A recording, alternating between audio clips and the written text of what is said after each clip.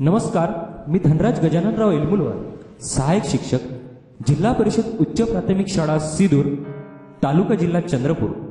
आज आपण विद्यार्थ्यांना बेरजेची संकल्पना सुरुवातीला कशा पद्धतीने समजावून द्यायची ते बघूया. चला तर आपण आता सुरुवात करूया. सर्वप्रथम विद्यार्थ्यांना आपण सांगायचं आहे बेरीज करणे म्हणजे नेमकं काय करणे. एकत्र करणे, मिसळणे, गोळा करणे किंवा अधिक करणे असे अनेक शब्द आहेत जे आपल्या व्हिडिओमध्ये आता समोर येणार आहे. चला तर आपण आता सुरुवात करूया. सर्वप्रथम आपण बोटांच्या भाषेचा वापर करूया. एखाद्या विद्यार्थ्याला बोलवायचं आणि त्याला सांगायचं की तुझ्या हाताची 2 बोटे दाखव, आणि दुसऱ्या विद्यार्थ्याला बोलवायचं आणि त्याला सांगायचं की तुझ्या हाताची 4 बोटे दाखव, आणि आता हे एकत्र करा. हे एकत्र केल्यानंतर एकूण किती बोटे झालेली आहे? 6 बोटे. म्हणजेच 2 अधिक 4 केले तर आपण एकूण होतात 6. चला पुन्हा एक उदाहरण बघूया. एका हाताची आपण इथे 5 बोटे घेतलेली आहे आणि दुसऱ्या हाताची इथे 4 बोटे घेतलेली आहेत. तर हे आपण एकत्र केले तर एकूण किती बोटे होतात?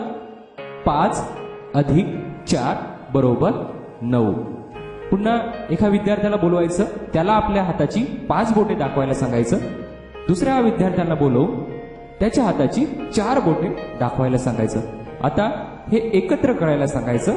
एकत्र केल्यानंतर एकूण झालेले आहे 9 बोटे. म्हणजेच 5 अधिक 4 बरोबर 9. पुन्हा एक उदाहरण घेऊया. आता बघा, इथे विद्यार्थ्याला सांगायचं की तुझे दोन्ही हाताचे मिळून इथे 7 बोटे दाखव. बघा, इथे विद्यार्थ्याने 7 बोटे दाखवलेली आहे आणि दुसऱ्या विद्यार्थ्याला सांगायचं की तू आपल्या हाताचे एकूण 5 बोटे दाखव. किंवा 2 विद्यार्थ्यांना बोलवून आपण, बघा, एखाद्या मुलीला बोलवलं आणि एका मुलाला बोलवलं, तिला सांगितलं की तुझ्या हाताचे 4 बोटे दाखव, आणि दुसऱ्या विद्यार्थ्याला बोलवलं आणि त्याला सांगितलं की तुझ्या हाताचा 1 बोट दाखव. आणि सर्व विद्यार्थ्यांचे बोटे जर आपण एकत्र केली आणि मोजली तर हे एकूण होतात 7 अधिक 5 बरोबर 12. तर अशा पद्धतीने आपण हे सांगू शकतो. आता आपण एखादं उदाहरण द्यायचं, जसं 5 अधिक 1 हे आता मला बोटांच्या रूपामध्ये दाखवा किंवा बोटांच्या सहाय्याने दाखवा. तर एक विद्यार्थी आपल्या हाताचे 5 बोटे दाखवेल व दुसरा विद्यार्थी आपल्या हाताचा 1 बोट दाखवेल, आणि याला जर एकत्र केलं तर एकूण झाले 6. म्हणजेच 5 अधिक 1 बरोबर 6. चला पुन्हा एक उदाहरण घेऊया. एखाद्या विद्यार्थिनीला सांगायचं तुझे 4 बोटे दाखव, आणि आपण आपल्या हाताचे 10 बोटे घ्यायचे आणि एकत्र करायचे, आणि बाकीच्या विद्यार्थ्यांना विचारायचं की आता एकूण बोटे किती झाले? तर एकूण बोटे झालेले आहे 4 अधिक 10 बरोबर 14. तर अशा पद्धतीने आपण बोटांच्या सहाय्याने ही बेरीज विद्यार्थ्यांना समजावून देऊ शकतो. चला तर आपण आता पुढे जाऊया. बघा, इथे 3 संत्री आहेत व इथे 2 आंबे आहेत. तर याच्यासाठी आपण आता बघा वस्तू रूपामध्ये बेरीज बघणार आहोत. बघा, हे वाटा आहे. तर बघा, इथे मी 3 संत्री टाकलेली आहे व इकडले 2 आंबे इथे टाकलेले आहेत. बघा, आता या वाट्यामध्ये एकूण फळे किती झालेली आहेत? तर एकूण फळे झालेली आहेत 5. 3 अधिक 2 5. म्हणजे 3 मध्ये 2 मिसळले तर एकूण होतात 5. चला तर पुन्हा एक उदाहरण घेऊया आपण. आता बघा, ह्या वाट्यामध्ये एकूण 3 फळे आहेत, 2 आंबे आहेत व 1 संत्री आहे. त्याच्यामध्ये आता आपण हे 2 सफरचंद मिसळणार. तर आता एकूण या वाट्यामध्ये किती फळे झाली? एकूण झाली 5. असे विद्यार्थ्यांना आपल्याला प्रश्न विचारायचे आहे. पुन्हा एक उदाहरण घेऊया.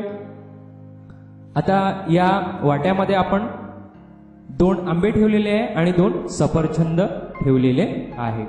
बघा इथे 2 विद्यार्थिनी आहेत. आता यांना हे वाटायचं आहे. बघा एखाद्या विद्यार्थ्याला सांगायचं की एकाला 2 सफरचंद दे आणि दुसरीला 2 आंबे दे. आता दोघांचे जर आपण सफरचंद आणि आंबे मिसळले तर एकूण किती होतात? 4. तर अशा पद्धतीने सुद्धा आपण बेरीज विद्यार्थ्यांना समजावून सांगू शकतो. बघा इथे कंचे घेतलेले आहे. विद्यार्थ्यांना कंचे खूप आवडतात कारण ते कंचे खेळत असतात. बघा इथे 3 कंचे आहेत आणि इकडे आहेत 6 कंचे. 3 कंच्यामध्ये 6 कंचे जर आपण मिसळले तर एकूण किती कंचे होतात? बघा 3 कंच्यामध्ये 6 कंचे मिसळले तर एकूण कंचे झालेले आहे 9.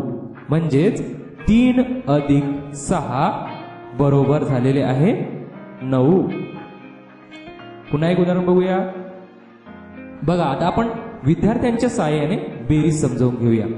बघा एका बाजूला मी 2 विद्यार्थिनीला उभं केलेलं आहे आणि दुसऱ्या बाजूला इथे 4 विद्यार्थ्यांना उभं केलेलं आहे. तर आता आपण यांना सांगायचं की आता एकत्रित व्हा. बघा हे एकत्रित झालेले आहे आणि बाकी सर्व विद्यार्थ्यांना विचारायचा प्रश्न की आता हे एकूण किती झालेले आहेत. विद्यार्थी नक्कीच सांगतील की आता हे एकत्र केल्यानंतर झालेले आहे 6. म्हणजेच 2 अधिक 4 बरोबर 6. आता आपण विद्यार्थ्यांना एक उदाहरण द्यायचं. 3 अधिक 5 बरोबर किती होतात हे तुम्ही विद्यार्थ्यांनी स्वतः दाखवायचं आहे. तर विद्यार्थी काय करतील? एका बाजूला 3 विद्यार्थी उभे राहतील आणि दुसऱ्या बाजूला 5 विद्यार्थी उभे राहतील. मग हे एकत्र झाले तर एकूण किती होतात? बघा हे एकत्र झाले तर एकूण झालेले आहे 3 अधिक 5 बरोबर 8.